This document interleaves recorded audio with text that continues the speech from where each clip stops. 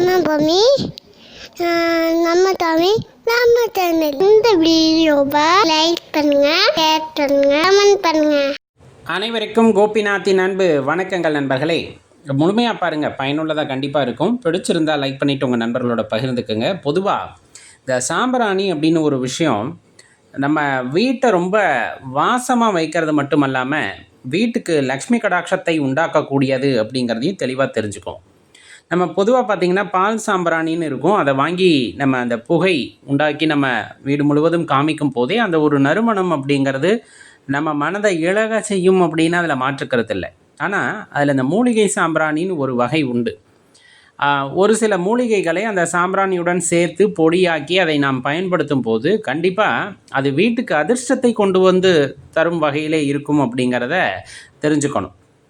சரி, என்ன சேர்க்கலாம் அப்படின்னு பார்த்தா வெண்கடுகு அப்படிங்கிறது இது வீட்டில் உள்ள எதிர்மறை ஆற்றல்களை போக்கக்கூடிய ஆற்றல் உடையது அப்படின்னு சொல்லுவாங்க. கொஞ்சமாக நாயுருவி அப்படின்னு சொல்கிறது, இது எல்லாமே சித்த மருத்துவ கடைகளில் கிடைக்கும். அது நேர்மறை ஆற்றலை வீட்டில் அதிகரிக்க உதவும் அப்படிம்பாங்க. அருகம் பொடி அப்படின்னு சொல்லக்கூடியது, அருகம்புல் இருக்குல்லையே, அதை காய வச்சு பொடி ஆக்கியிருப்பாங்க. அது நம்ம வீட்டுக்குள்ளே இருக்கக்கூடிய காற்றை தூய்மைப்படுத்தி கொடுக்கக்கூடிய ஆற்றல் உடையது. வேப்ப இலையை பொடி பண்ணியிருப்பாங்க, அது கிருமி நாசினியாக பயன்படுத்துவாங்க. வெட்டிவேர் நல்ல வாசனையை உண்டாக்கக்கூடியது. குங்குளியம் இதுதான் அந்த புகையை ஏற்படுத்தும், அது ரொம்ப வாசமாக இருக்கக்கூடியதாக இருக்கும். மருதாணி விதை இருக்குல்ல, அது கொஞ்சம் எடுத்துக்கணும். அது வீட்டில் லக்ஷ்மி கடாட்சத்தை உண்டாக்கும். தேவதரு அப்படின்னு சொல்லிட்டு சின்ன சின்ன மரக்கட்டைகளாக இருக்கும், அது வசியத்தை உண்டாக்குவதற்காக அப்படின்னு சொல்லுவாங்க. இப்போ இது எல்லாமே ஒரு குறிப்பிட்ட பகுதிகளாக எடுத்துக்கணும். 50 கிராம் அப்படின்னா எல்லாமே. அதில் அந்த வேப்பம் பொடியெல்லாம் இருக்குது இல்லையா, அதெல்லாம் கொஞ்சமாக எடுத்துக்கிட்டால் போதும். ஏன்னா அது எடை கொஞ்சம் நிறைய இருந்தால் தான் இருக்க மாதிரி இருக்கும். அதெல்லாம் சும்மா ஒரு 2 டேபிள் ஸ்பூன் அளவுக்கு நீங்கள் எடுத்துக்கிட்டால் போதும்.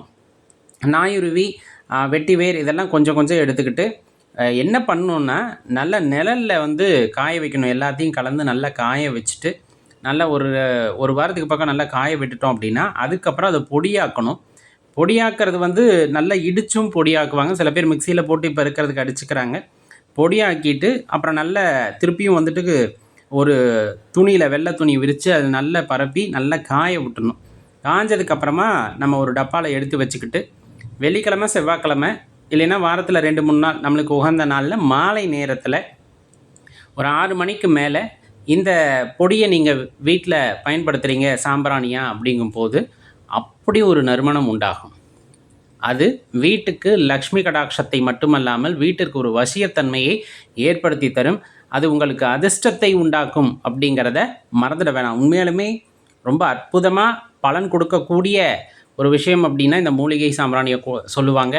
வீட்டுக்கு மட்டுமல்லாது வியாபார ஸ்தலங்கள் கடைகளில் இதை பயன்படுத்தும் போது கண்டிப்பாக இந்த ராஜவசியம் அப்படிங்கிறது உண்டாகும் அப்படின்னு சொல்லுவாங்க.